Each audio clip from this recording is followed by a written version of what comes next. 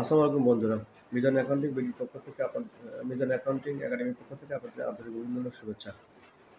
তো আজকে আমাদের আলোচনার বিষয়বস্তু হচ্ছে ঘটনা এবং ঘটনার শ্রেণীবিভাগ, ঘটনার বৈশিষ্ট্য। তো আসলে আলোচনা শুরু করা যাক।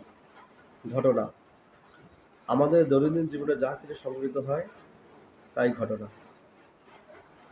ঘটনা বলতে কোনো কিছু সংঘটিত হওয়াকেই বোঝানো হয়।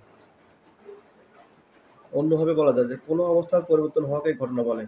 মানুষের ব্যক্তিগত, পারিবারিক, সামাজিক, রাজনৈতিক ও অর্থনৈতিক জীবনে প্রতিদিনই অসংখ্য ঘটনা ঘটে থাকে।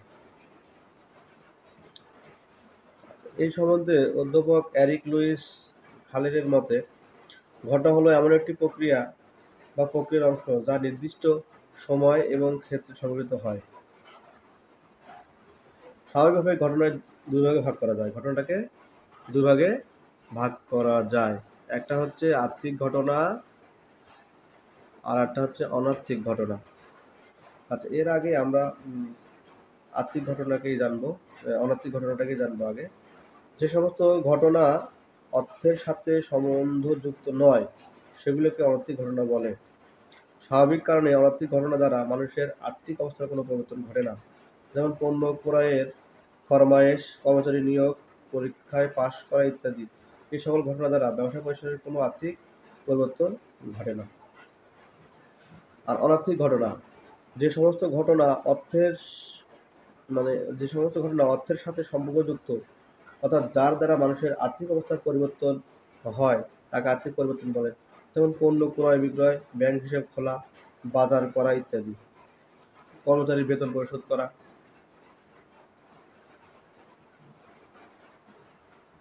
এর পরবর্তীতে কি ঘটনার বৈশিষ্ট্য আমরা জানবো। ঘটনার বৈশিষ্ট্য, প্রত্যেকটা ঘটনারই কিছু না কিছু বৈশিষ্ট্য রয়েছে। আমাদের ব্যবসা বিজ্ঞানের বিভিন্ন ঘটনাও তার ব্যতিক্রম নয়। ঘটনা হলো এমন একটি উপলক্ষ বিশেষ যাকে কেন্দ্র করে বেশ কিছু সংখ্যক আর্থিক ও অনার্থিক অবস্থার পরিবর্তন ঘটে।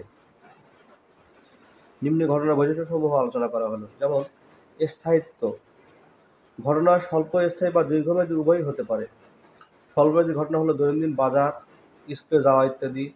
আবার কোনো ঘটনা কয়েকদিন বা কয়েক সপ্তাহ সম্বন্ধে হতে পারে, যেমন বিভিন্ন খেলা, উৎসব ইত্যাদি।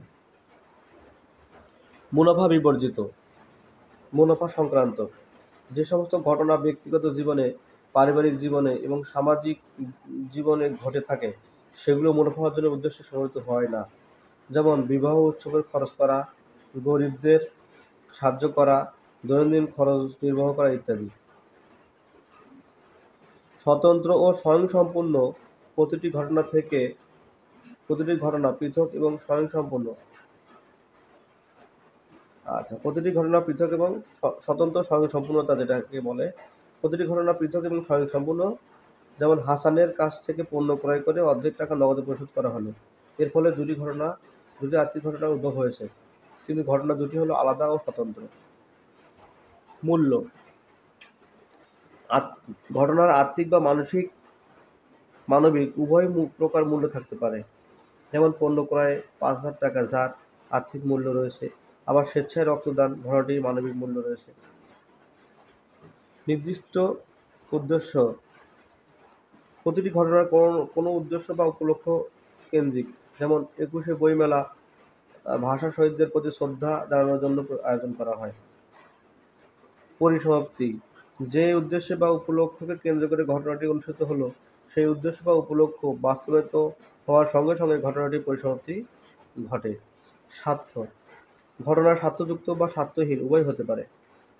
প্রচারের উদ্দেশ্যে পণ্য বিতরণ স্বার্থ সংশ্লিষ্ট ঘটনা, কিন্তু ভিক্ষুককে ভিক্ষা প্রদান করা স্বার্থহীন ঘটনা। অতএব বলা যায় যে সকল অবস্থার পরিবর্তনের ক্ষেত্রে উপযুক্ত বৈশিষ্ট্যগুলো বিদ্যমান থাকলে তাকে ঘটনা বলে। ভিডিওটি কেমন লাগলো সে বিষয়ে অবশ্যই কমেন্টস করে আপনার মতামত জানাবেন, আর ভিডিওটি বেশি করে শেয়ার এবং লাইক করবেন। আল্লাহ হাফেজ।